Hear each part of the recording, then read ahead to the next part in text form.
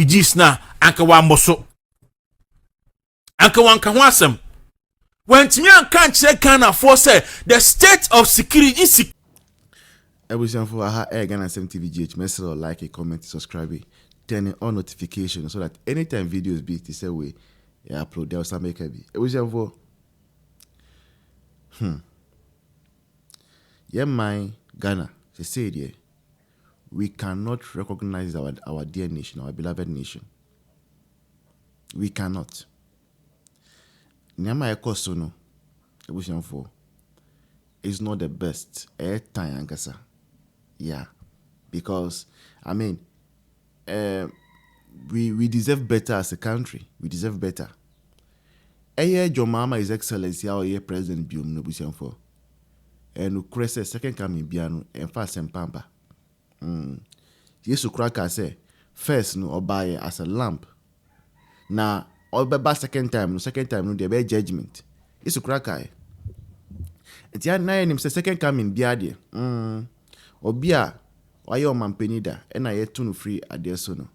Na ka nim say ye san fa no kosi akunya so. Ma mistake no de Ghana for enyanya wi aye wi. Enyina go fa mo ko to abanu mo amakoto abanu nyina mistake no na mo ye wi. Now, mistake we know it is we are all paying for it heavily. We are paying for it heavily. Any say, say I kasa organa o man we must say no. Yeah, say 44 schools. School baku 44. Almost Savannah region. His Excellency John Dramani Mahama on Wankasa region. Bole honum nyina no. Yatum. Yeah. You 2 schools no more. 44 schools. Adentia. There is no peace. Ntokwa eko sunti. John Mahama onwani region mo. Onwani region. Now, 44 schools it translates into about 5,000 children who are not having access to education as we are speaking. Yes, and say Ntokwa akosu. And Akufo-Addo. SMBC, Yentibida. Yentibio.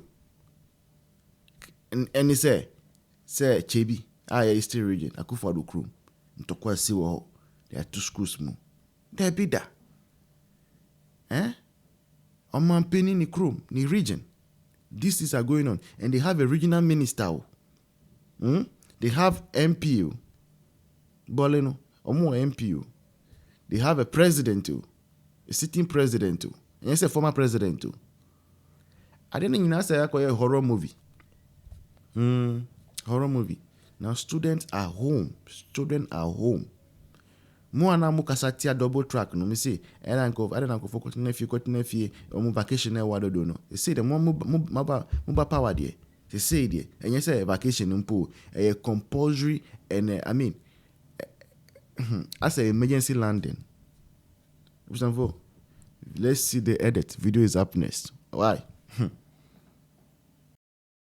Refugees na anka wa mboso anka wanka ho asem wantimi anka nkyere Ghana for say the state of security a ewo mu wo mamu ni ama mebra so as John Dramani Mahama mikromu for 14,000 other refugees e Cote d'Ivoire wantimi anka nkyere Ghana for wantimi anka nkyere Ghana for say 44 schools yatum emenkola 5,000 entimi ko school be sa bosumi mienu ni wantimi aka nkyere Ghana for wantimi aka nkyere Ghana for say enipa 50,000 esese omu tufi omu fie because entokwasi ewo many chrome enemy home region wantimi aka nkyere Ghana for wantimi aka nkyere Ghana for say oba ba ko ametie ni interview o say ogina ho ne ekunu ane ne manyina gina ho ne ekunu omanim lese kan tu ni minimu ekunu ewo sa ntokwanim wantimi aka nkyere Ghana for because then you wakwako jina boko aka say NPP for na de ntokwa eba boko na ono John Mahama de oba o de asomdie beba oba ye ni krom ejadam intina ni agu eye ne feriye enjo ntimi begina TV so enka nkyere Ghana for say Ghana for yi ntokwa si wo mi krom ema nipa 14,000 adan refugees e Cote d'Ivoire nti ade odisie ba nyame asedanka nyame say nsantwerefo kwan ba ko bisa no afei na o toto papa so se asase kra ekon tokwa no asase ketua bi asase ketua bi e di container ene si so ene de ntokwa e di aba NPP ba ba mu 8 years sampotem mo ko ese ntokwa be ni si ho binyirifo etrase asomdwe mu brefofo ni gonjafo etrase asomdwe mu de ba ne se na dwoma ma bere so de entokwa si yenim so also ba man mu a ena asomdwe ba ne ba nse na ba ya saka da bia ekunipa wa ha da bia ekunipa wa ha da bia ntokwa si wa ha da bia ekunipa wa ha e ba ne sen. Then issue of Galam say and Ghana yet time bomb so na no Mrs. Rosemary ekwam send me a sad news card no yes and the contombre nyina na me say na mewu because me de me pa no contombre and de me a mitimi ye bi nkwan na me ye bi froye na me twibi na me dibi isi ase ko de contombre a wonye safe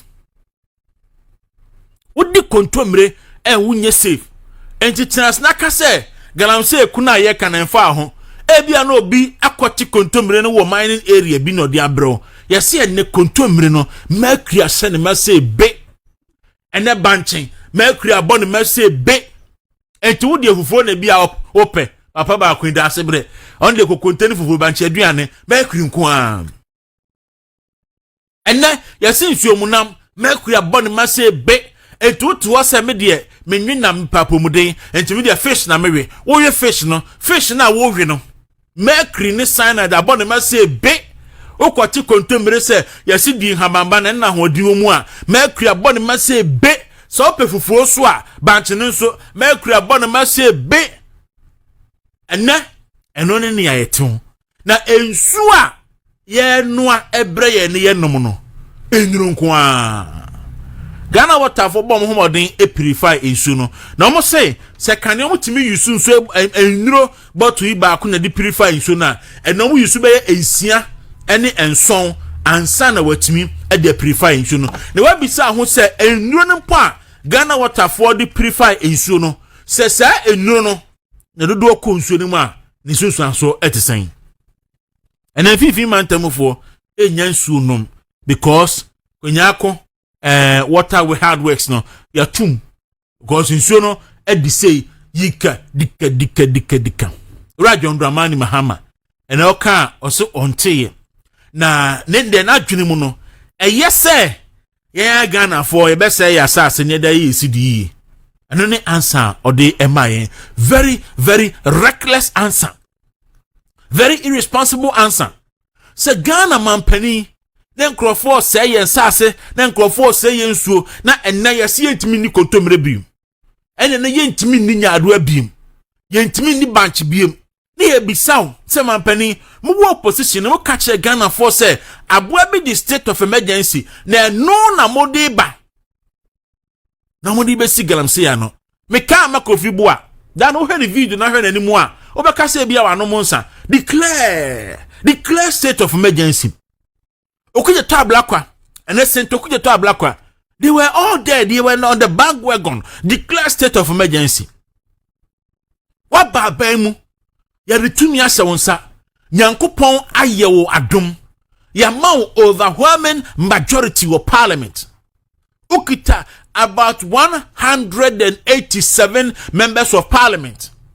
Se 88 krampo nisa. Bibi apeso ye bia wona ose so ye supreme leader obetimi aye. Declare state of emergency, Mr. Mahama.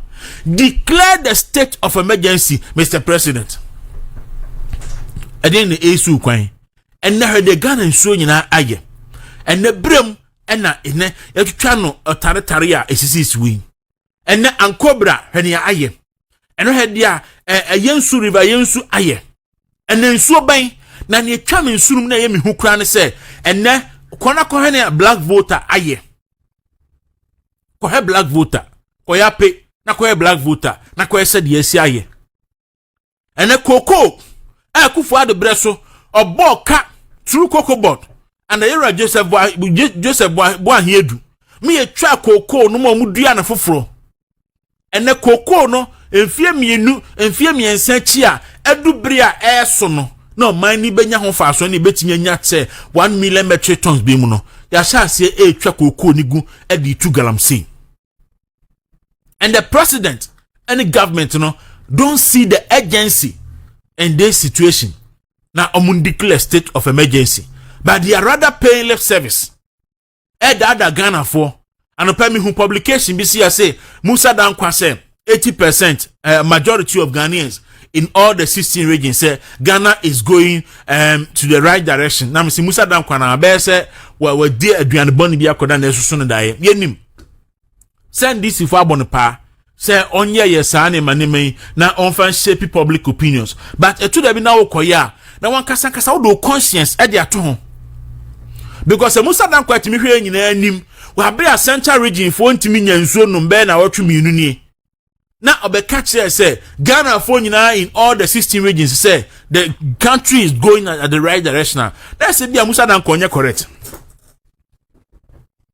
enti yesremo omampani John Dramani Mahama woni ama Kofi Boa animo amoka ho galamsey ne de ye timi ntrase na endi yenya enne ne nkwan nyina mfi wiase mo besore mo besore Ghana for se mo nsore na mo nya ho biribi because man sore na man nya ho biribi dia and the Ghana for ye besore akowia mu wo akokon nenu sabre na obi en kase de mra hwensem because yenim se mo party for na A2 yenim mo anso munim se ne mampani Mahama nim se ne party for na ye galamsey enu nti eno kache na attorney general se onko report to the national organizer and the national vice chairman ema yoko for se omo ye galamsey ti mampani Mahama onim se ne party for including certain MPs na eye illegal mining e ba ne sen and then the intimate to galamsey asi bedin kwa kudawru we ye dwudwam on movement in the morning. That's the Jamana go na Sarabia court sanse na ransi minimum. They need 250 million US dollars. None wonder. The World Bank has also given another report. Almost say they made a projection to 2030. So Ghana for 1 year and swear the is scared about things where you know 1.4 billion US dollars. Of what's the matter? Can you do 1.4 billion US dollars in a debate when Ghana ni awohem na no pay. Forget about your party affiliation. Ghana ni awohem na no pay. Forget about say what soft feelings or sentiments or emotion for a political party. Dabi, babi adena do no. Let's reason and think as ordinary Ghanaians. Where Ghana home? Adeba kwa fe ha Ghana for pan say. Asamba we don't look at the merits and demerits of the matter. First, Uncle Asamba, we all think as nationalists, we think as Ghanaians. We are all making sure say bet must have solution to this kind of problem. Now everything I say, then asasa. Kwame MPP ni Franco ya NDC ni enti asane ba yebehwe asam na kan nokre no ye hwe so nkan nokre ofa me say now the reason why ato abane say we voted to make sure say empower for betimi aboye our president have to act and he has to act early because we say no masi koya now we just say na no wo na be ka kire say if you look at Ghana what almost say they are going to increase their rate by 288%. Of a reason here, then, I'm saying galamsey for saying so. No, if they want to cleanse the water, say fair no the 2 Ghana near twa, it's only to be turned by 5 Ghana, and 6 Ghana. So they'll pass it to the ordinary Ghanaian or the consumer to pay. And then you saw majority of the problems about illegal mining, galamsey koso. And if you look at how our leaders, how they are not ready to fight illegal mining, I have a problem with it. I have a problem with it because when some amount for catching here and the kind of commitment and dedication and the kind of promise and pledge that they gave us. Say Nyankopon ya adom say they come to power, they are going to fight against illegal mine offer. Now man for one to swap, now man for GD wom. What is happening? Go and listen to the Minister for Transport. Say every blessed day of every blessed day, 200 excavators over 200 excavators in a free port.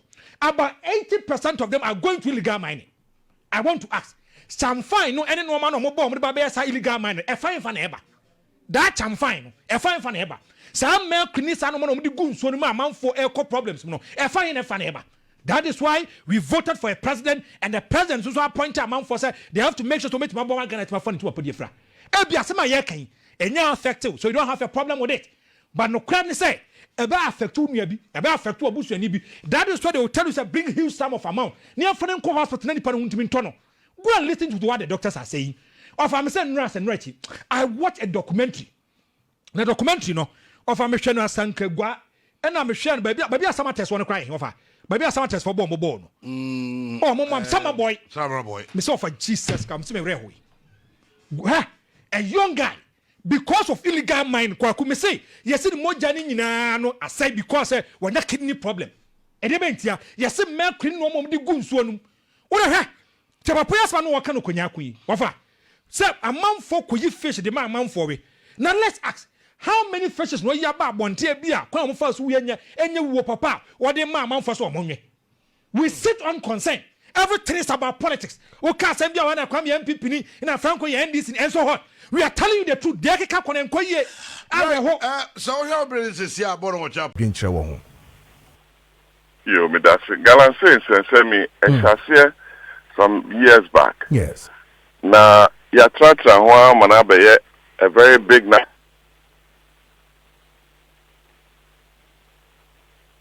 can't near mommy and son. Now me the about galam say so. So over here, karma diamond issues through wars for Liberia, Sierra Leone there. Abrophone Africa for you be a friend. See and talk blood diamond. So it came to be say IS Kimberley process certification regime to guide the sale of diamond. Yes. Number 2, OSHA cocoa. Say the European and World Trade Cocoa Association almost rules are mean and use forced labor on the cocoa farms near there. I expect cocoa purchases there and how you can get the right pricing for it. Number 3, even fishing, pair trawling, and the use of serving cania beneath some unorthodox means of fishing. What I say? I know my Ghana yellow card and say Parliament you are passing new Fisheries Act to regulate or to correct deficiencies. No. Yeah, I'm sure ye na yanye nema ya gold no so. One way ya above say green gold certification process. Gold no. So ye shane if you mind now go through a certain process. Now meet certain standards. Yento. What will be the end gain for the country? Smuggling bebem. Inti and I move yes. I'm saying there a high and shake Konyaku head works and your home qua of course him mine only are there. Baby, yeah, affected. Yes. I used to chair the Ghana Water Board. I got very, very high. Into the time, Ghana Water, we for tariff increases near there. Because the cost of water production,